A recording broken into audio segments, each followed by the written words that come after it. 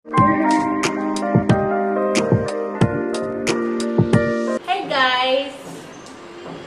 আছো তোমরা সবাই? আমি সুমি চলে এসেছি আজকে নতুন একটা ভিডিও নিয়ে।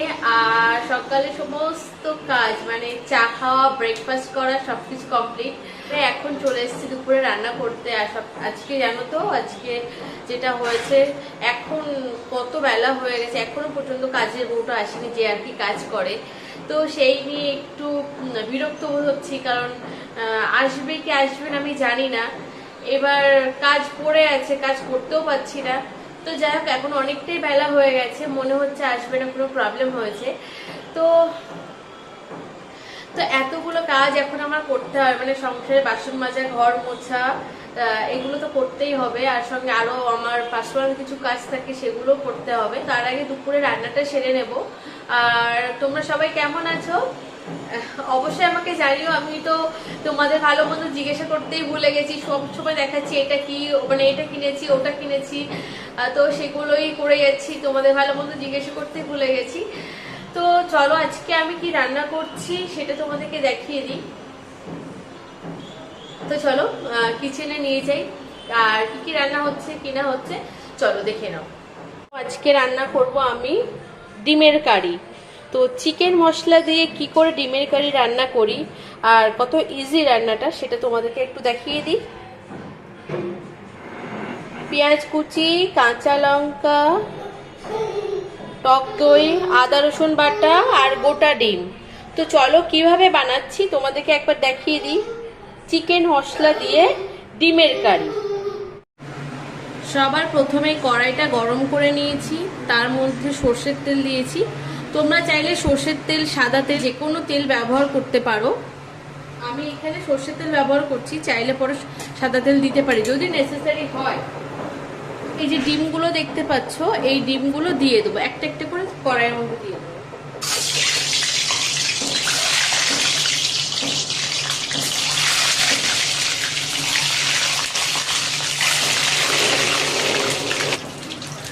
ডিম দেওয়ার পর অল্প একটু নুন দেবো।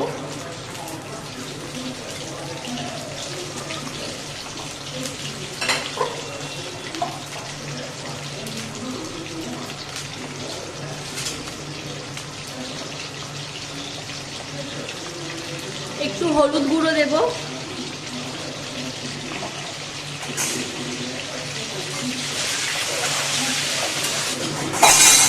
আরো একটা জিনিস করতে যেটা ভুলে গেছি, সেটা হচ্ছে এই কাঁটা চামচটা নিয়েছি, এটা দিয়ে এই গাগুলো একটু ফুটিয়ে দেব।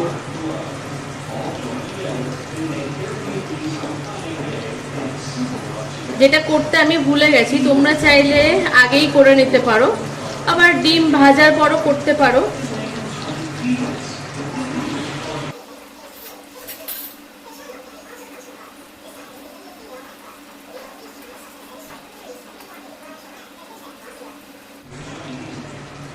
ডিমটা বেশি ভাজা যাবে না, বেশি ভাজলে না ওপরের যে চামড়াটা আছে এটা শক্ত হয়ে যাবে। তো একটু হালকা করে ভেজে নেব। এরপর যেটা করব, ডিমগুলো ভাজা হয়ে গেছে অলমোস্ট, পর ডিমগুলোকে তুলে নেব।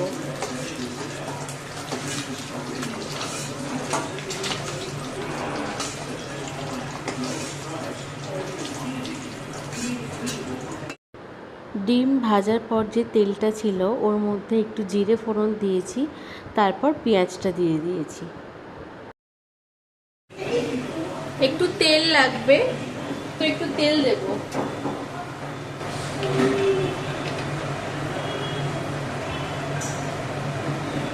একটু তেল দিয়েছি, পেঁয়াজ বেশ নরমও হয়ে গেছে। এই যে চেরা কাঁচা লঙ্কাটা দিয়ে দেবো।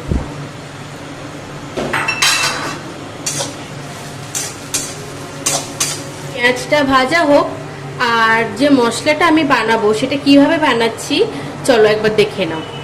বাটিটা নিয়েছি, বাটির মধ্যে প্রথমে এই টক দইটা দিয়ে দেব। বড় চামচে 3 চামচ টক দই আছে এর মধ্যে। এই চিকেন মশলাটা দিয়ে আজকে আমি রান্নাটা করব। 1 চামচ চিকেন মশলা দেব, জিরে গুঁড়ো 1/2 চামচ দেব, 1 চামচ লঙ্কা গুঁড়ো দেব, জল দেব।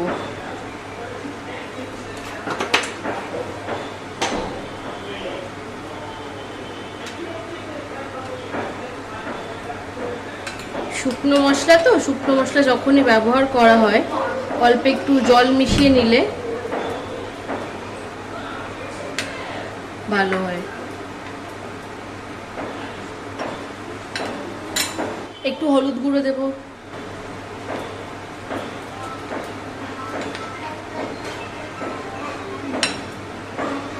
দেখো খুব ভালো একটা পেস্ট মতো হয়ে গেছে।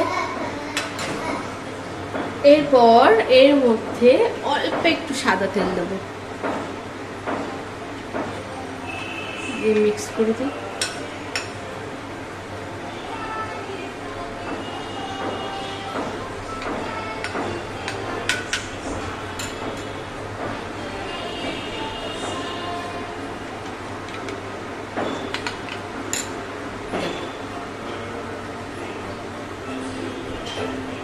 আমার মশলা রেডি হয়ে গেছে, এবার চলো দেখি পেঁয়াজটা কি কেমন ভাজা হয়েছে।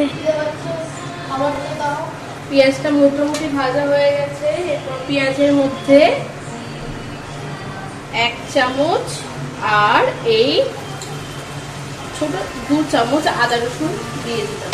একটা কথা বলি, যখনই আদা রসুন দেবে ওটা সবসময় একটু চেষ্টা করবে যেন গন্ধটা না থাকে। গন্ধটা থাকলে না, গন্ধটা প্রথম থেকে শেষ পর্যন্ত মানে খাবারের পরও যদি ঢেকুর ওঠে তখনও কিন্তু সেই আদা রসুনের গন্ধ বেরোতে থাকে।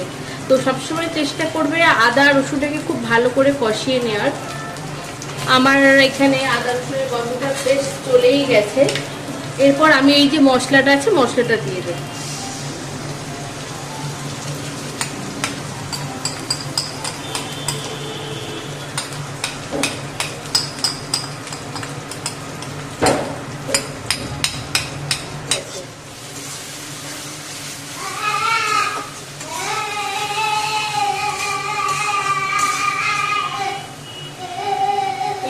মশলা বানানোর যে বাটিটা ধুয়েও জলটা দিয়ে দিলাম, অনেকটা মশলা লেগেছিল।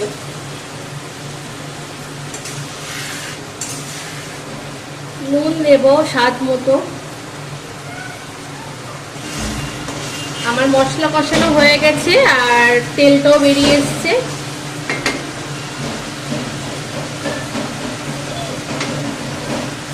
এরপর এর মধ্যে যে ভেজে রাখা ডিমগুলো আছে দিয়ে দেবো।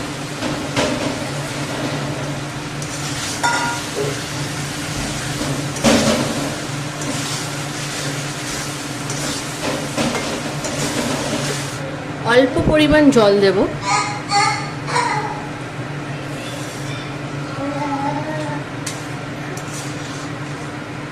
10 মিনিট ধিমে আঁচে রান্না করব।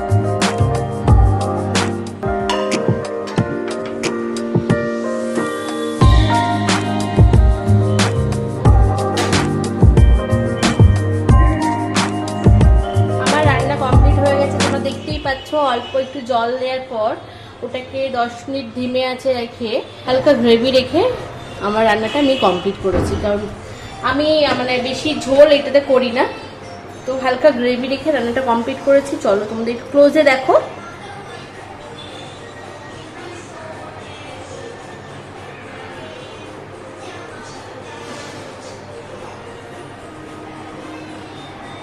আমার ভীষণই পছন্দ করে ডিম খেতে, তো ডিমটাকে সবসময় আলু দিয়ে ঝোল বা ডিমের অমলেট, ডিম পোচ না খেয়ে ডিমটাকে যে কোনো একটা সময় এরকম মশলাদার একটা ডিম বানানো যায় তো খেতে তো সত্যি খুব সুন্দর লাগে, আমার ভালো লাগে।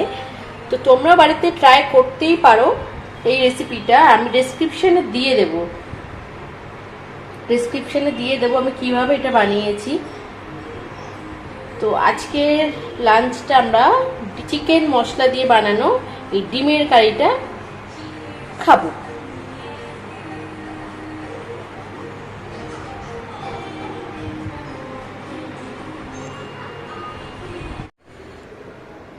দুপুরের খাবার সবার খাওয়া হয়ে গেছে, শুধুমাত্র আমি বাকি ছিলাম। তোটা সেদিন একটু বেশি ছিল, তো পোস্তটা নিয়ে নিয়েছি, আর আছে দেখো ডিমের কারি, আর একটু কোল্ড ড্রিঙ্কস নিয়েছি, আর পেঁয়াজ নিয়েছি। তো যাই হোক, এখন আমি আমার খাওয়াটা শুরু করব।